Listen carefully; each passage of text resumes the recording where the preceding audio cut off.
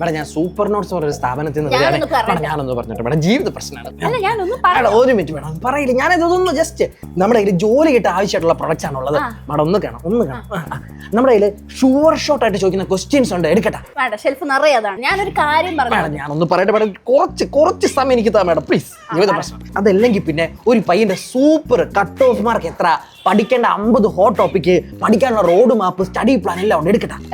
ഇത് തട്ടി ഇവിടെ നടക്കാൻ വയ്യ, വേറെ എന്തെങ്കിലും ഉണ്ടെങ്കിൽ പറ. പിന്നെ ഒരു സൂപ്പർ പയ്യന്റെ സാധനം ഉണ്ട്, പേന തൊടാതെ കണക്ക്, എടുക്കട്ടെ? അതിവിടെ കക്കൂസ് എഴുതാനാണ് എടുക്കുന്നത്. സ്പെഷ്യൽ എന്തെങ്കിലും ഉണ്ടോ? പിന്നെ സ്പെഷ്യൽ ആയിട്ട് വേറെ ഒന്നുമില്ല മേഡം. പിന്നെ ആകെയുള്ളത് ഒരു മാരത്തോൺ. ഏത് മാരത്തോൺ? അത് വെച്ചാൽ 18-ാം തീയതി 12 മണിക്ക് യൂട്യൂബിൽ പോകാനുള്ള BF സ്പെഷ്യൽ മാരത്തോൺ.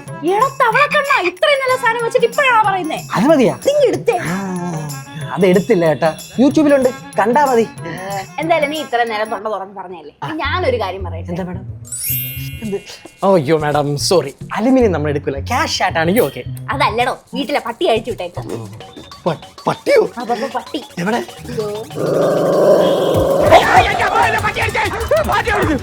ഇങ്ങനെ പേടിക്കലടാ ആണുങ്ങളെ വില കളയാനായിട്ട്.